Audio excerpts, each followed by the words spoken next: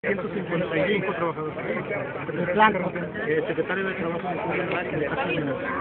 Negro. Andrés Carrillo Uribe, secretario de Trabajo de aquí de la sección criminal.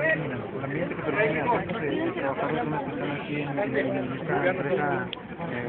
Pues laboramos sindicalizados en 755 aparte son los que más fuerte, evitar este tipo de conflictos, pero siempre teniendo los derechos laborales a base de trabajo. Claro, a base de trabajo nosotros ya lo prevalecimos, ya lo vivimos.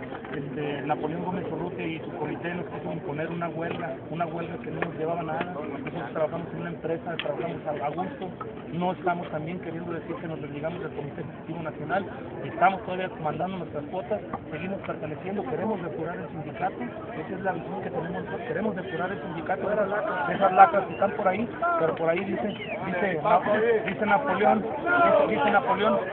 que el traidor es Carlos Pavón. No, pues yo se lo quiero decir a Napoleón Gómez Urrutia, el traidor lo tiene en un lado, es Pepe Barajas, él fue el que nos hizo a nosotros abrir los ojos, porque él es el que nos comenta y argumenta toda la clase de desvíos de dinero que le está mandando a Napoleón Gómez Urrutia. Inclusive nos dimos cuenta que tiene a los choferes y a las sirvientas, los tiene como si fueran miembros del sindicato y cobran más que un trabajador, eso no es válido.